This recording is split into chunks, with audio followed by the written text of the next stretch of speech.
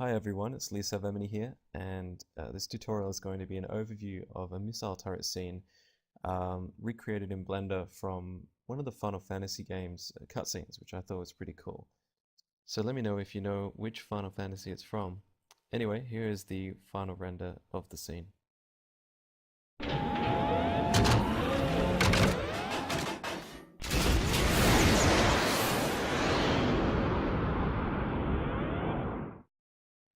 Okay, that was it. Now let me show you how I made it. We're starting off with our default Blender scene. I'm just going to delete the default cube. I'm going to hit Shift F1 and I'm just going to append in my turret model here so you can see it. It wasn't made with any special modeling tricks, just very basic, starting off with a square and extruding out, adding some loop cuts with Control R. It's all pretty basic. The only thing I thought I might point out with the model of the turret is that I've turned on a mirror modifier, so I only had to model a quarter of it. And I also turned on a bevel modifier here just to give it a little bit of roundness at the edges there, so that the light bounces off the corners a bit better. And I saved time. And as you can see here, down the bottom here, I just made this look kind of techy by just extruding out in face mode random parts to make it look like a base. So nothing too strict. I was pretty free with just making something that looked cool enough to use as this turret. From here I'll just start setting up my scene. In top view I'm just taking the default camera that was already there, moving it to the right on the x-axis there and adjusting it in camera view. So I'll move the turret just to the center of the screen for some render tests, and then I'll come to the world buttons, turn on ambient occlusion, and just switch that to multiply. I'll take the factor down a little bit from 1. I'll also turn on environment lighting at 0.5, and I'll just make some small changes to the distance and pump the samples up a little bit. Now I've made the ambient color white, but we're actually going to come in and add a image texture. I'll just name this sky, and then if I come in and select my sky texture map here, I'll just take down the filter size as small as we can go.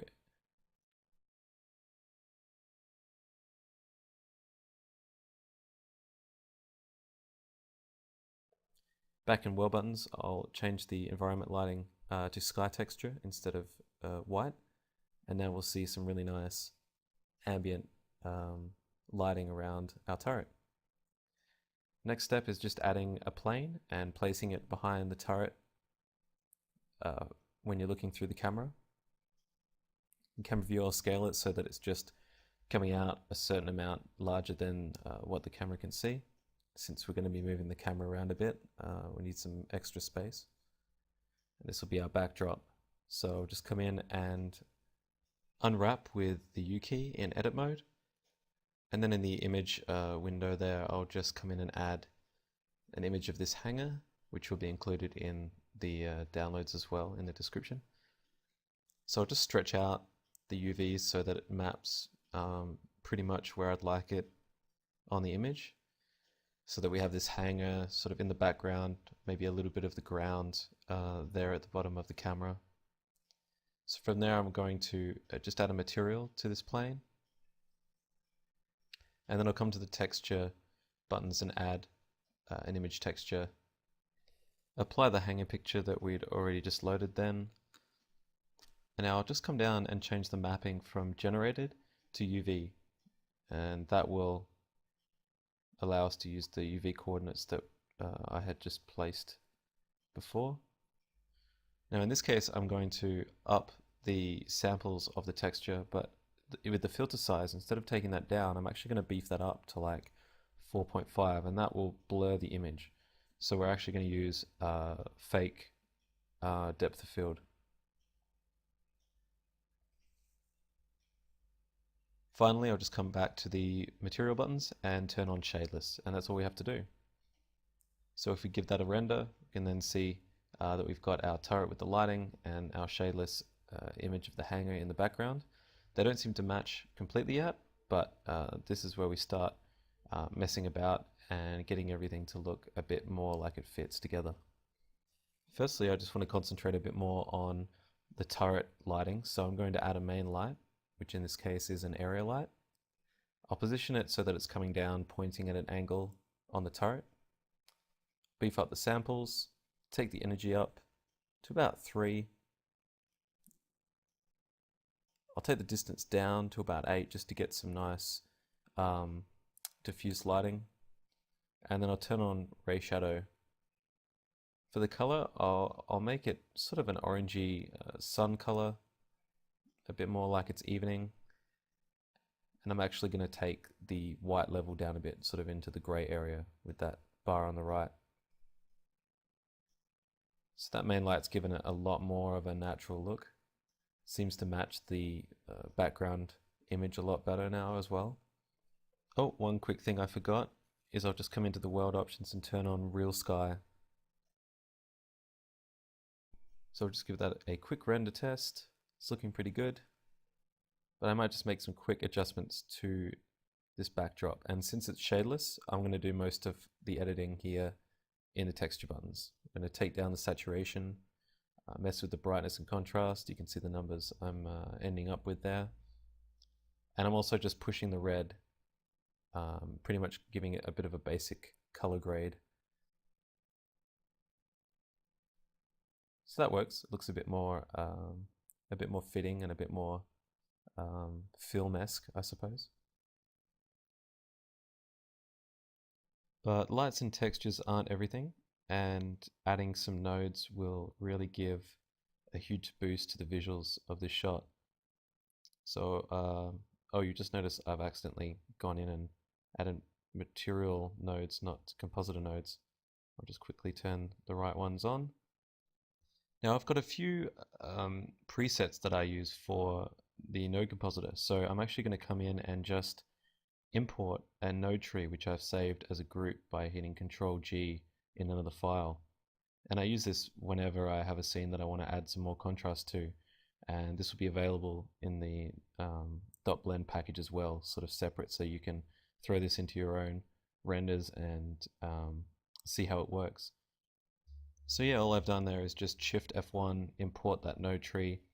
I connected it to the nodes and then just hit Alt G to make the group end and just become free nodes. So with that node group now attached to my compositor output, let's do a quick test render and see what happens.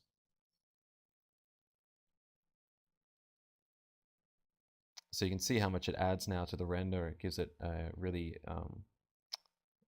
glare blow-on look. I wanted something stylized for this render, so I didn't mind pushing things a bit more extreme. Back in the node compositor, I've just added a viewer node. And just by holding Shift and Control and left clicking on each node, you can see its effect. So see I've got a color balance and desaturation, a little bit of color correction there. Down the bottom are some nodes to create a vignette effect. And then over towards the right there, just some lens distortion and glare. So with the basic lighting and scene setup completed, I'll just take the main turret shaft object and add a material to that. I'll switch to Oren-Naya and blend for the diffuse and specular. Crank up that roughness to about 1.5, and I'll take the brightness of the material right down and give it a really sort of maroon, dark pale reddish color. That looks like a pretty good color to use there. From there I'm just going to switch into vertex mode and Alt right click to select a couple of these loops. I'll quickly make one at the bottom as well. By hitting Control E, I can just add a mark seam indicator, so that now as I come into the image window, and again just hit U to apply the UVs, I'll come in and choose my Metal 1 texture, just a pretty stock metal texture that I can apply to this model, just to give it a little bit of randomness. I'm wanting a pretty quick turnaround with the scene, and again pretty stylized, so I don't need to do anything too crazy or too custom in terms of textures. Just throw one on and see what we can do to get it looking good in the most efficient way. So after adding a image texture, with that same image, again I'll just come in and make some quick changes with the brightness to the texture. I'll come down to mapping and switch that to the UV map as well. And in this case, we're going to take the color, have it affect the diffuse color by about 0.5, and then have it also affect the specular and the hardness, etc. And you can just play around with those influences and see what works. All right, looks cool. A little bit rougher, but not completely convincing yet. One thing that's getting me is because of that mirror modifier, the texture's getting repeated, so I'm just going to apply that modifier, and then I'll quickly come in and just add a seam at the vertical point of the turret, the vertical loop here on the side. Just try and maneuver so that I can Alt right click and select that loop. I'll then Control E and mark seam, and I'll do the same for the other middle loop as well here. And by adding those seams and then switching back with Control Tab to face selection mode, I can just hit L and that will select a chunk of in between where the seams have been placed. So any section where the seams cross over, it will select that section only. So that just allows me to select those faces on the UV map, move them around to a different position, and then we don't get that repeating or mirrored look of the texture. So one more thing I think this material could use is a subtle reflection map. So I'll just add a new texture, call it Reflect.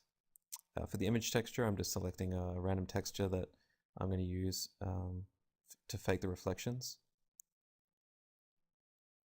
I'll just take the filter size down again, and this time I'll change the mapping coordinates to reflection, and then I'll change the projection to tube. From there I'll just turn on diffuse color. I'll take that down pretty low, and I'll also just have it change the or influence the specular color a little bit as well.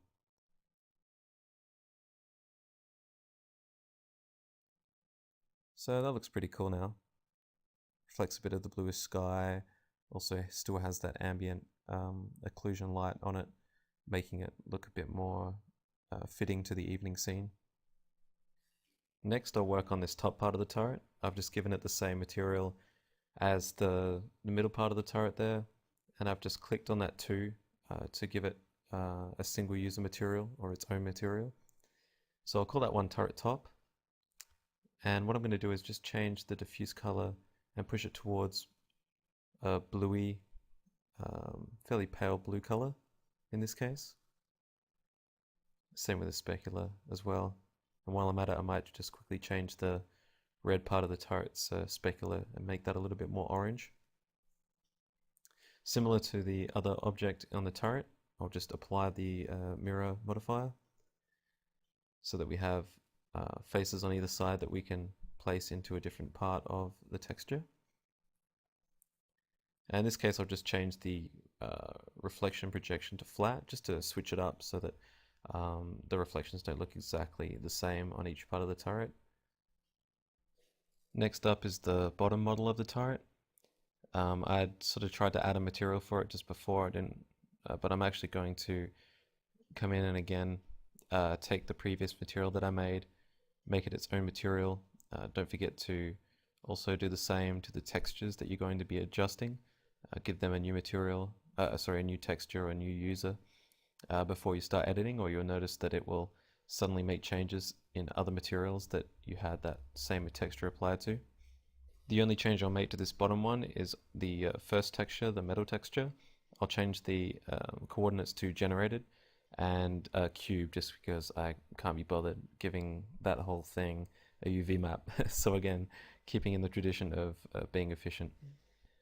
And just quickly before I test render, if I select all of these objects and the one I added the material to last down the bottom, hit Control L and choose Materials to link them all together.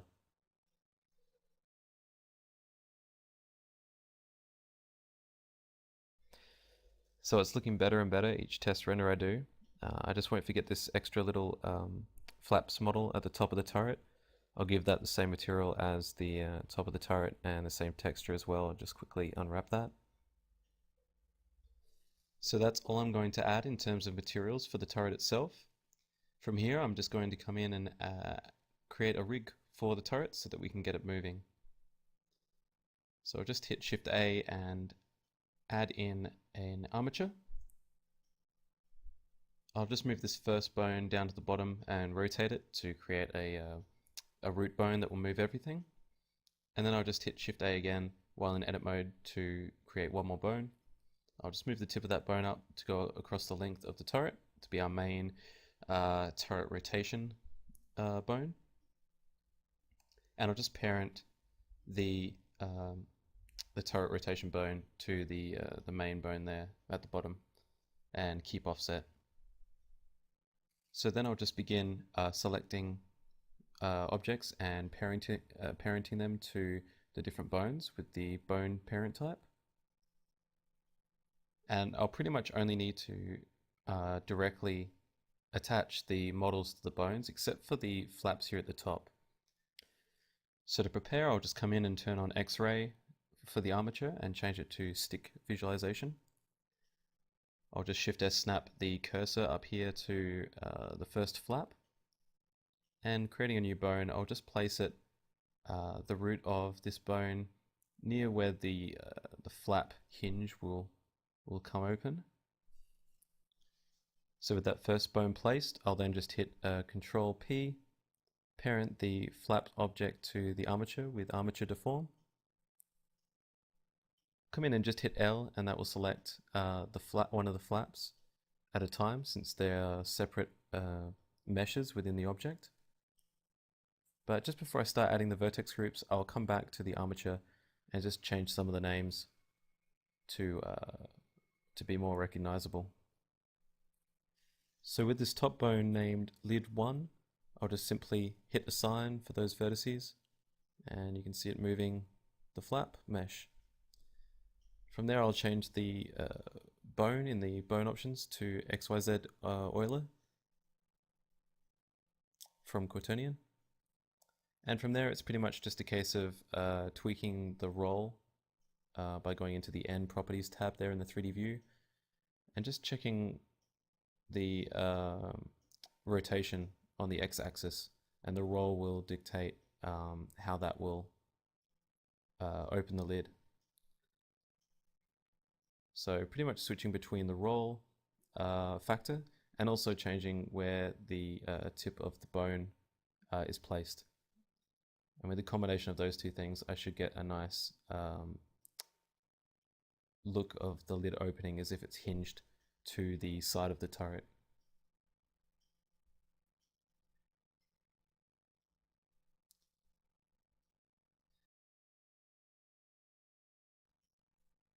One tiny little adjustment there at the root, just to change the hinge point of the lid so that there isn't too much of a gap. And that's looking pretty good. So just by moving that X axis with the parameter, you can see it opening and closing quite mechanically. From there, I'll just duplicate and mirror over the bone to the other 4 places. I'll turn on names in the armature options so I can see which bone I'm dealing with. And I'll just quickly rename these new bones to lid 2, lid 3, and lid 4.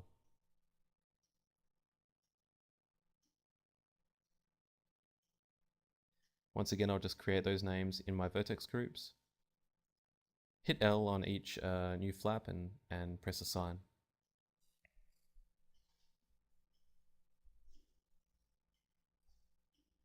So that's all for now with vertex groups. And if you notice the rotation is a bit off, you can just come in and readjust the roll. Sometimes the mirroring can have an effect like that on and make some changes that you need to adjust. So anyway, I'll just select all the bones. With that done, Alt R, Alt G, or Alt S just to return everything back to the default created transformations. So now back to working on some scene stuff here. I'll just add in a plane and move this over a bit more over towards the camera to the right of the 3D view there in top view.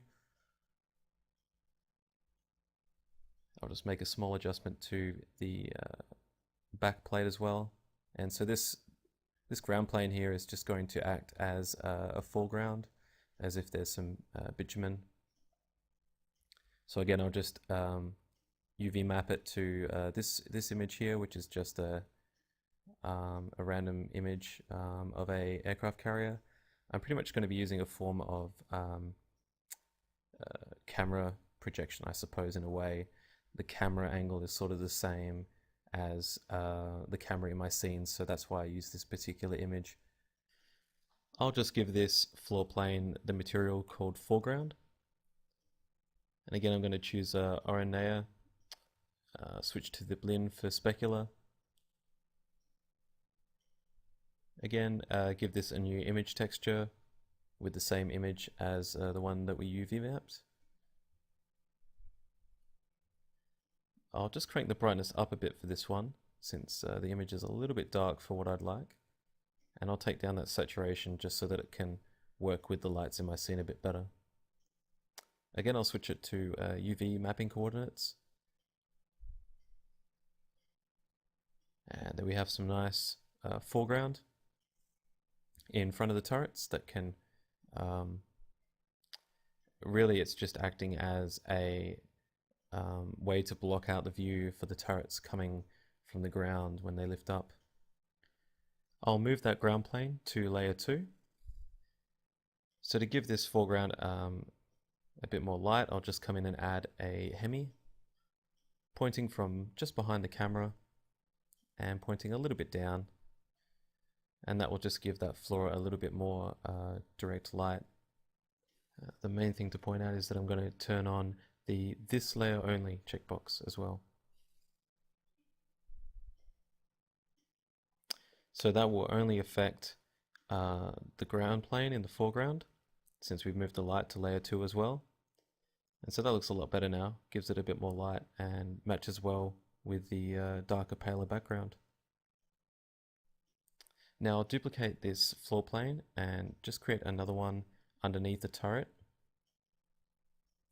So don't worry if it goes through it, since the other foreground will block the intersections. I'll just make a couple of adjustments so that all these 3 little plates line up where I'd like them. For this, I'm just going to cheat a little bit, and I'll just scale out along the x-axis the UV map so that we can fit a little bit more ground plane in there. There will be some seams for where the texture skips and repeats, but with so much happening in the middle ground in front of this ground plane, it should be okay and probably will go unnoticed. So I've moved that second ground plane over to layer 1 again as well. And now I'm going to just come in and add a circle, just over here away from the scene. In the final scene, you may have noticed there was kind of like a barbed wire fence. So pretty much I'm just going to come in and create the first pole for that, just extruding out a little bit of scaling along just the one axis to allow me to bend the pole and create that little bit of a lip. And I've just hit F at the end there to add an N-gon to give it fill in the faces. So with that done, I've just repeated it, and then I'll just duplicate one of those circles and extrude one that sort of cuts across all of them to create that horizontal bar. So I'll just place that so that it looks like it's sort of been welded in on the bar. And then I'll come in to my camera view and just scale and move that mesh until it matches up where I'd like it in terms of how big it is and where it lines up with the camera. I'll just make a few little tweaks and edits so that all the proportions feel okay. And I'm just giving that a very basic material, very rough, low material intensity.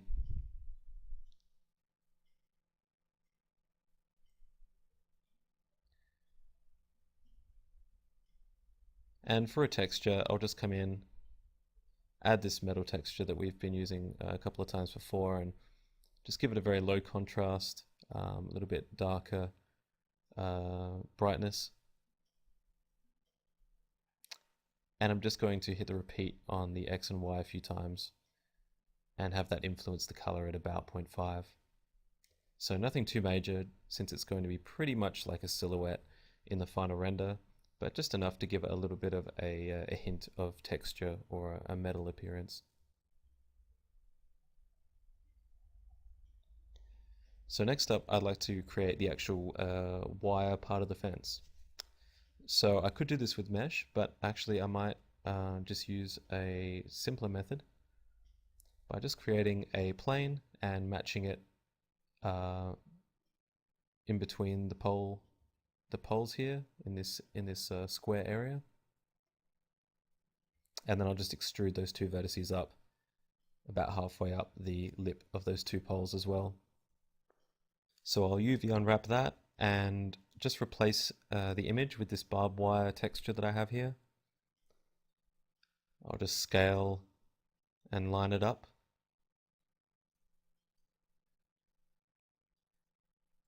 And that's pretty effective. And looking pretty good already, even in the 3D view.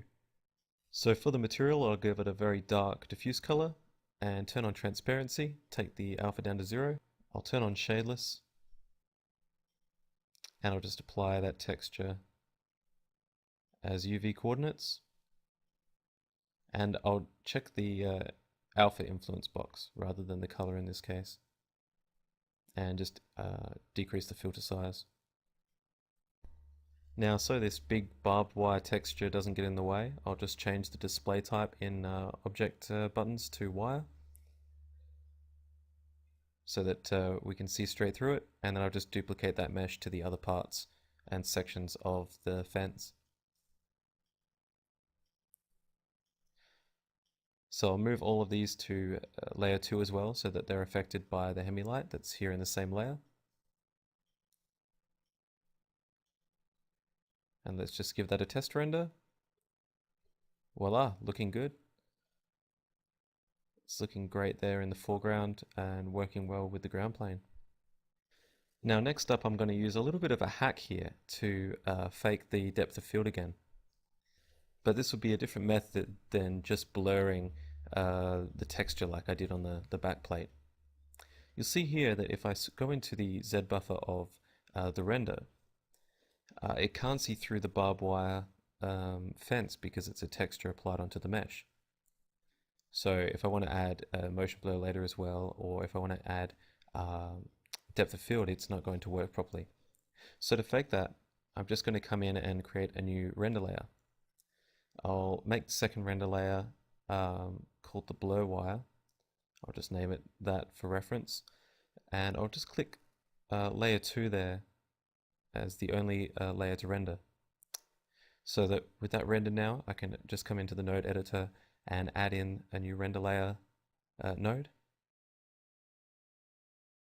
Switch down at the pop-down box to our blur wire. I'll then just come in and add a dilute erode node. Oops, and I also want to set that alpha to mask rather than the image. I'll just take the distance up so that that will start to blur. I'll make sure that the fall off is smooth. Then I'll come in and add a blur node, take the original image and map it to that. Take up the blur to whatever works well. I'll then just add a mix node to put the two together, And then we use that dilate eroded second render layer as a sort of a mask on saying which areas to blur and which to leave sharp. So you can see once we add them all together, we have this nice blurred wire fence in the foreground that fakes the depth of field just like in the background. So that's pretty much all of our scene and lighting completed. At this point I'll just come in and select the turret and start animating. So I might just begin with the lids that will open before the missiles are released. And I just noticed that there was a bit of a weird deformation on one of the bones here. It sometimes happens with mirroring and that. I can't figure out the problem, though you may know what happened. But you know, in a lot of situations when you just want to finish something, I'm actually just going to go ahead, split the lid meshes into their own objects and parent those directly to each bone. So all of the work that we did on the rig bones are still kept, and the lids are open perfectly again, just using a different method to get the same result. Initially, I'm just going to add 2 keyframes, one closed and one where I'd like it to finish being open, and set the keys, the keyframe with I key. So if I come into the graph editor now, I can just take the X rotation axis here marked in red and just duplicate the open key a couple of times and maneuver it around, pressing the V key to change the curve type to sharp or smooth, depending. And so what I'm adding here is this one first open, and then it's going to sort of bang back really quick from hitting the open stance, and finally settle again after a few frames. I can then actually come in and just select one of these keyframes, hit L to select the whole curve, and just come into the key menu and copy that curve. From there I just need to set one key on another one of the lid bones. If I come in and just select the X rotation on that, I can actually come in and then just paste or with Control V, and it will give the same curve to that bone as well. So I'll repeat that for the other bones, and we're left with all 4 bones having the exact same opening animation curve.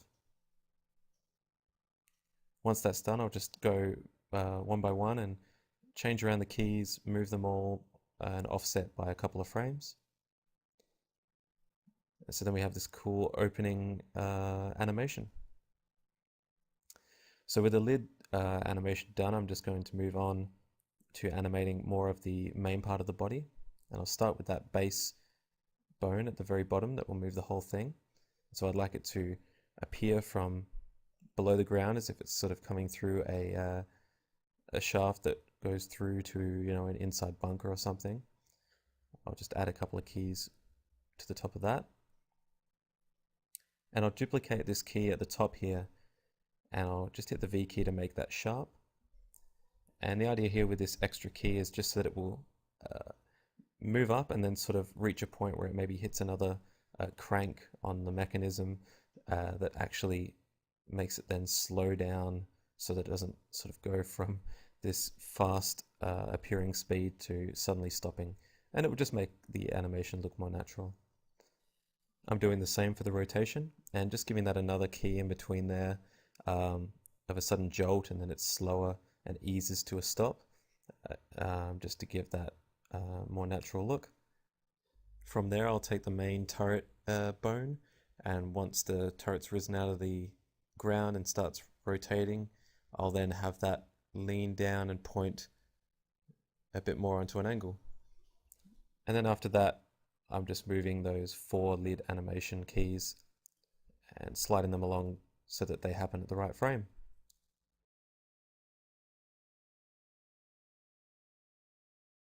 So we'll skip forward a little now with my animating, and I've just come in and tweaked the turret animation a little bit more, but haven't really changed much else. And I've just come in and grabbed the camera as well, and given it a few keys, trying to, as if a cameraman is there trying to follow the action around. Pretty much using the free rotation of the camera in camera view, hitting the R key twice will allow you to free look around with the mouse, and I use that quite a bit, just moving along in frames and adding keys after doing that free rotate. I've also just animated the focal length as well, like as you can see, just by sliding it to where I'd like on that frame, right clicking and adding a key, and there's a curve in the graph editor for that as well. And now I've animated it shooting off into the sky where we'll follow the missiles which haven't appeared yet. And just to fill in some of the blank space, I'm just going to duplicate, scale and rotate this back plate a couple of times just to add more sky and more ground. Just so that the camera doesn't manage to catch those trees in the view, I'm just going to move the UV map a bit so that there's more sky compared to the ground there, and I'll just be sure not to make the camera push too high. Now to give the camera a bit more of a kick, I'm just going to come in and give it, select the curve, for example the the Z rotation axis, and just give it a noise modifier. And so I can come in and change the parameters, take down the strength so it's not jolting all over the place. And I can change the scale as well, how quickly it's going to shake, and then the phase just for random variation to something that suits. So that would just give a bit more of a slightly bit more of a handheld realistic look to the camera work.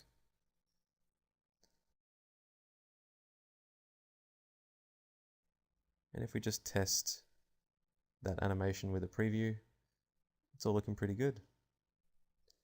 So pretty much all that remains from this point is just copying the turret to make two more. I'll just quickly move that back plate so that it's not in a weird angle. I'd sort of moved it in camera view and didn't notice. But okay, now it's time to add these missiles in. And not so much the missiles, we can actually get away without using any missile model at all. It's all going to be the smoke trail and a little bit of a flash that will simulate the flames shooting out the back of the missile that we'll never actually see. So we can get away with a bit here. First, I'm just going to come in and snap the cursor to about the center of these 4 chutes that will have the missiles come out. I'll just come in and add a standard plane. I'll delete all 3 of the vertices except for one. And with this one vertex, I should say, I'll just place it at one of the chutes and duplicate it so that there's one vertex at each of the exit points. So 4 vertices in this one object. I'll then just set a location rotation key,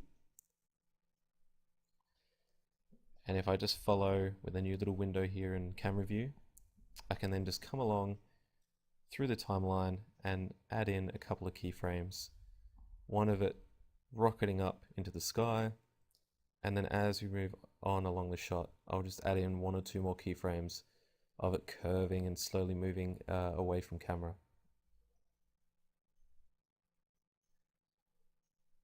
Now you'll notice in the final shot that the missiles seem to look a bit random.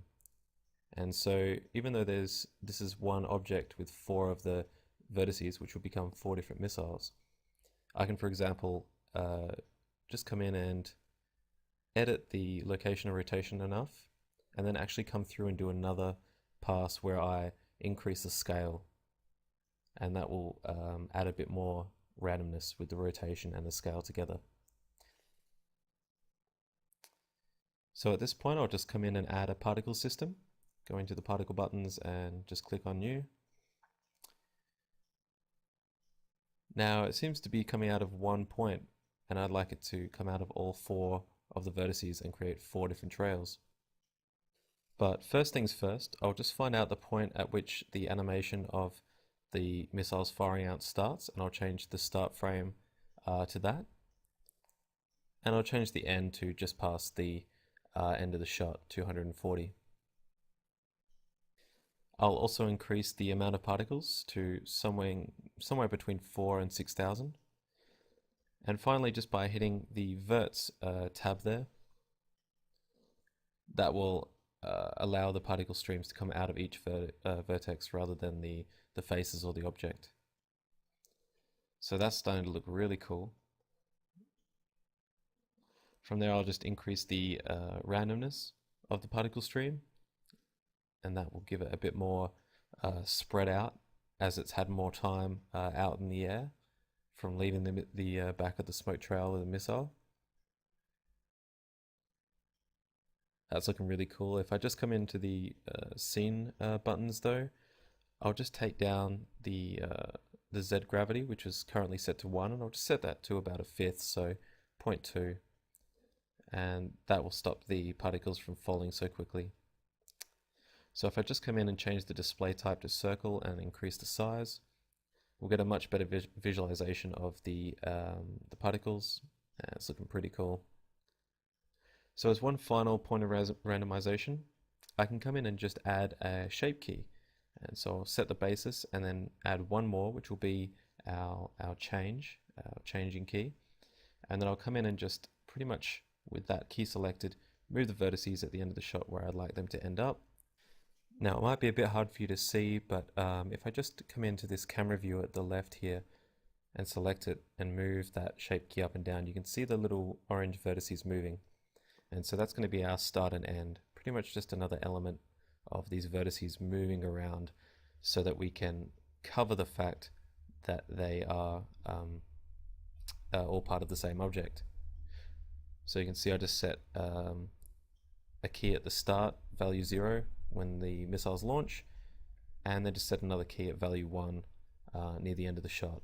And so as you get the rotating and the scaling of the object, you get all the vertices moving in and amongst each other, and you get that really cool randomized twisting appearance of the missiles. And it just saves you the time of having to animate each one individually. So next is the material for this smoke. Now I've got one that I prepared, so I'll just import that, and that's also imported two empty objects, which I'll explain in a minute as to why they were brought in as well. But what I'm going to do initially is just attach this large empty object, and it has some animation on it, so I'll just delete that and actually just attach it to the particle object so that it follows it pretty much as close as possible to the start of the trail. So if I apply the smoke material and quickly just make a couple of quick adjustments to the particle stream so that I'm happy with it, and then I can actually just hit bake, and that will lock it all in ready for rendering. You can see that here in the texture buttons for our smoke material. The first one is just a cloud material with some hard clouds set as the texture type, and then I've actually set the mapping coordinates to object, and I've set it to that smaller empty that you can see a bit to the left of the 3D view. Now the reason I've done this is so that as the particles move through the sky, even though in actual fact the texture's just sitting there in 3D space doing pretty much nothing globally, as the particles move through space, the texture will change and it will look a lot more like smoke, and it will look a lot more natural from that rather than being just a static texture. The second texture I've given to this material is also mapped to an object, in this case the larger empty that we just parented to the particle object. In this case I'm using the texture type of a blend, so up in the top there you can just select blend. It's the first one in the menu actually, and I've changed it to spherical progression type. If I check in that ramp checkbox, I can give it a color ramp, so in this case I've just made it go from like a white to transparent, and then I've had that affect the size in a small amount. And actually what this will do is, depending on where this empty is and how much you scale it, as you can see by quick test render, it makes the start of the smoke trail smaller, and as it gets further away from the empty, it increases back to its regular size. Now you might notice from that test render the smoke was a little dark, so just by coming in and adding a light here, and by making it only specular, it will actually affect the particles, but shouldn't very much affect the turrets or the ground planes. So that will give the smoke a nice extra kick of light. And I might actually just take down the power of that. It was actually quite strong as a sun lamp. So that's our smoke all ready to go. And as just an extra little addition that will give a bit more to the render, I'll select our smoke object that has the particle stream, and I'll just duplicate that object, delete the material on the newest, the duplicated object there, and give it a new material. Now before I go any further, I'll just delete the particle system on that with the minus key, so that we don't have two of those objects with a particle system each. And with this new material, I'll call flare. I'll just make the size of the, I'll first switch it to halo, and I'll take the size pretty small to about 0.3, take the alpha down a little bit too, really pump up the hardness. I'll give that an add value of 1, and then I'm going to check the rings checkbox and give it 4 rings, and also the star checkbox and give that 4. And what you're left with is sort of this booster rocket, a little bit of flaring light coming out. And since it's a duplicated from the particle object, it will actually mimic the motion exactly of each of the missiles. So that's a lot of the work done for us as well. A quick test render, and the light's a bit overblown there, probably from having too much sky and not enough clouds. So I'll take that larger sky plane and just move the UVs so that more of the clouds stretch out into the screen. And then we can see it cover a bit more of it there. And then we have the little bits of flashing light at the start of the smoke stream. And one final thing that's definitely worth sharing really quickly. You notice again in the final video there are little numbers given to each of the turrets that are sort of like decaled onto each of the turret shafts. And the way that I added these on was just by creating a new UV map here, and then bringing in these 3 little numbers that I just painted up with an alpha map. And so I'm just going to take these faces here in the main part of the turret. I'll just use a project by view unwrap, and then just slide the vertices of the UV map until the number lines up and is the right size to where I'd like it. So if I add a new texture in, and I'll give that the number of the image, I will actually, since it's the middle turret, I might give that one the number 4, even though the mapping will be the same, and I'm using the 3 to map it. So we'll just switch that to the UV coords, except I'll use the new UV map that we created, not the first one. And from there, we can just add the influence for some color, some specular intensity. And the only big difference is just changing the image mapping from repeat to extend. And that will mean that the number will only show up once, and any repeated numbers like you can see down the bottom of the turret won't show in the render, as it will just extend the edges of the image outward.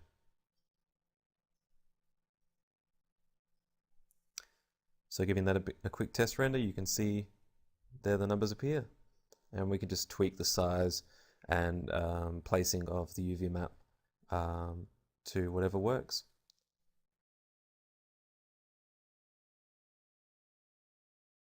So moving on now to the final file, the final scene file, which you can download and have a play and experiment with yourself. All I've done is just taken what we did with the middle turret and duplicate it on the left and right side. In the case of the particles, I just changed the shape key so that they moved to a little bit of a different spot, so there was that randomness.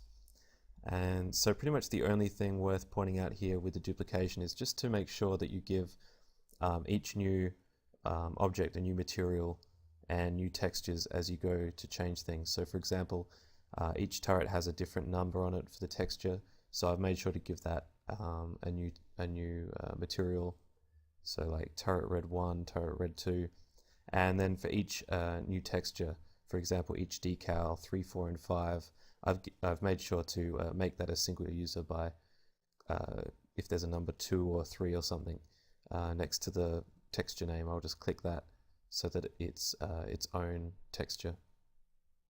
And it's worth pointing out also, as I duplicated the objects for the smoke streams, the missiles fire out at different times, as you can see, so I've also given them a new particle system each, and you've also got to be sure to free bake before you start editing, and then press the bake button again just to lock the particles in so that they render properly.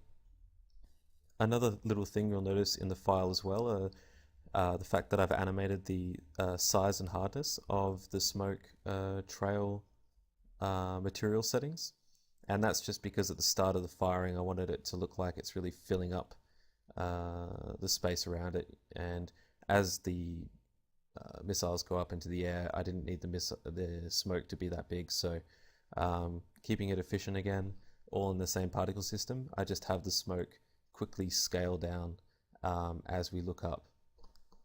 And lastly, apart from the base textures that we have on the smoke streams, I've also just added a couple of extra little goodies using the exact same texture tricks as the base materials as well. So you can see I've added another little spherical blend texture here with the same coordinates, but instead of affecting the size to go from smaller to larger as the smoke stream goes away from the missile, I've just added one here that gives a bit of a red color, and then I've also added another one here that affects the size to be bigger again as the smoke really starts to have time in the air away from the missile. And then finally one more little texture there that makes the smoke slowly fade away with alpha as the missiles and that empty that's attached to them floats further away. So that pretty much covers everything that I could give an overview of for this scene. This scene is also available to download in the description below, so you can have a look at all of the things that we've talked about in this tutorial and experiment yourself. So I hope you enjoyed this overview, and if you found anything a little confusing or you wanted to know more, feel free to come to our Facebook page at facebook.com/cgmasters. So thanks for watching and happy blending.